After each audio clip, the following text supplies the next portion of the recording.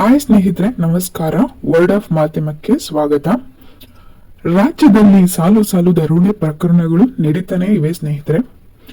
ನಿನ್ನೆ ಬೀದರ್ನಲ್ಲಿ ಒಂದು ದರೋಡೆ ಪ್ರಕರಣ ದಾಖಲಾಗಿತ್ತು. ಇಂದು ಮಂಗಳೂರಿನಲ್ಲಿ ಬ್ಯಾಂಕ್ ನಲ್ಲಿ ದರೋಡೆ ನಡೆದಿದೆ. ಎಲ್ಲವನ್ನ ವಿವರಿಸ್ತೇನೆ. ಅದಕ್ಕೂ ಮೊದಲೇ ಇನ್ನ ಯಾರು ನನ್ನ ಚಾನೆಲ್ ನ ಸಬ್ಸ್ಕ್ರೈಬ್ ಮಾಡ್ಕೊಂಡಿಲ್ಲ, ಪ್ಲೀಸ್ ಬೇಗ ಹೋಗಿ ಸಬ್ಸ್ಕ್ರೈಬ್ ಮಾಡ್ಕೊಳ್ಳಿ. ಹಾಡಾಗಲೇ ಮಂಗಳೂರಿನ ಉಳ್ಳಾಳ ಸಹಕಾರ ಬ್ಯಾಂಕ್ಗೆ ನುಗ್ಗಿ ಬರೋಬ್ಬರಿ 12 ಕೋಟಿ ಲೂಟಿ ಮಾಡಿದ್ದಾರೆ.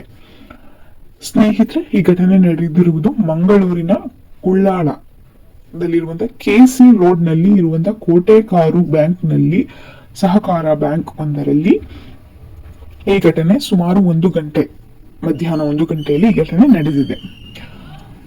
ಈ ಬ್ಯಾಂಕ್ ನಲ್ಲಿ 4-5 ಸಿಬ್ಬಂದಿಗಳು ಮಾತ್ರ ಮಧ್ಯಾಹ್ನ ಇರ್ತಾರೆ.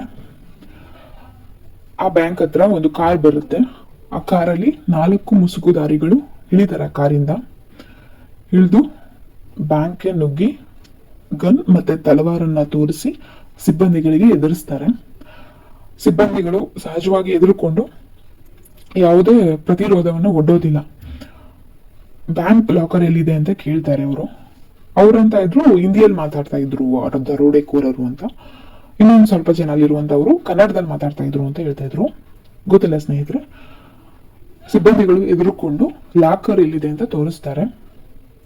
ಆ ದರೋಡೆಕೋರರು ತಾವು ತಂದಿದ್ದಂತ ಚೀಲದಲ್ಲಿ 12 ಕೋಟಿ ಮೌಲ್ಯದ ಚಿನ್ನಾಭರಣವನ್ನು ಮತ್ತೆ ಹಣವನ್ನ ತುಂಬಿಕೊಂಡು ಎತ್ಕೊಂಡು ಕಾರ್ ಒಳಗಡೆ ಹಾಕೊಂಡು ಹೊರಟೋಗ್ತಾರೆ. ಇದು ಪಕ್ಕಾ ಪ್ಲಾನೆಡ್ ದರೋಡೆ ಅಂತ ಹೇಳಬಹುದು. ಕಾರಣ ಸ್ನೇಹಿತರೆ, ಅವರು ಈ ಬ್ಯಾಂಕ್ ಅನ್ನ ತುಂಬಾ ಚೆನ್ನಾಗಿ ಅಬ್ಸರ್ವ್ ಮಾಡಿದ್ದಾರೆ. ಫಸ್ಟ್ ಬಂದು ಬ್ಯಾಂಕ್ ಅಲ್ಲಿ ಗನ್ ಮ್ಯಾನ್ ಅಥವಾ ಸೆಕ್ಯೂರಿಟಿ ಗಾರ್ಡ್ ಇಲ್ಲ ಅನ್ನೋದನ್ನ ಅಬ್ಸರ್ವ್ ಮಾಡಿದ್ದಾರೆ ಅವರು. ಮತ್ತೆ ಇನ್ನೊಂದು CCTV ಕೆಟ್ಟೋಗ್ಬಿಟ್ಟಿದೆ, ಬ್ಯಾಂಕ್ ನ CCTV ಕೆಟ್ಟೋಗಿದೆ ಅಂತಾನು ಅವ್ರಿಗೆ ಗೊತ್ತಿದೆ. ಇವತ್ತು CM ಕಾರ್ಯಕ್ರಮ ಮಂಗಳೂರಿನಲ್ಲಿ ಆಯೋಜಿಸಲಾಗಿದೆ ಅಂತಾನು ಸಹ ಅವ್ರಿಗೆ ಗೊತ್ತಿದೆ. 4ನೇ ಕಾರಣ ಬಂದು ಅವ್ರಿಗೆ ಅಲ್ಲಿರುವಂತಹ ಬ್ಯಾಂಕ್ ಅಕ್ಕಪಕ್ಕ ಇರುವಂತಹ ಅಂಗಡಿಗಳು ಮುಂಗಟ್ಟುಗಳೆಲ್ಲವೂ ಸಹ ಮುಸ್ಲಿಂ ಅವರದಾಗಿರೋದ್ರಿಂದ ಶುಕ್ರವಾರ ಆಗಿತ್ತಲ್ಲ, ಸೊ ಅವರೆಲ್ಲರೂ ಸಹ ಮಧ್ಯಾಹ್ನ ನಮಾಜ್ ತೆರಳಿರ್ತಾರೆ.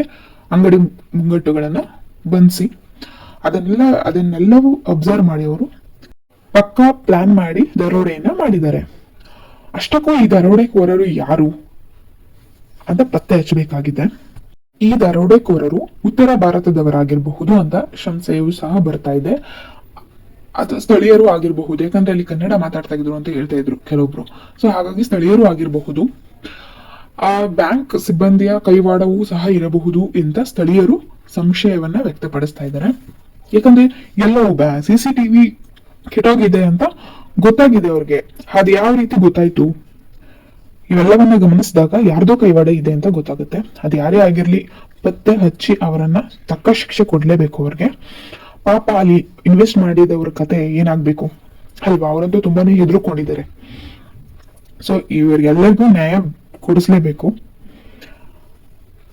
ಇವತ್ತಿನ ನ್ಯೂಸ್ ಇಷ್ಟೇನೆ. ಇಷ್ಟ ಆದ್ರೆ ದಯವಿಟ್ಟು ಸಬ್ಸ್ಕ್ರೈಬ್ ಮಾಡ್ಕೊಳ್ಳಿ, ಎಲ್ಲರಿಗೂ ಶೇರ್ ಮಾಡಿ, ಇದರಿಂದ ಎಚ್ಚೆತ್ಕೊಳ್ಳಿ.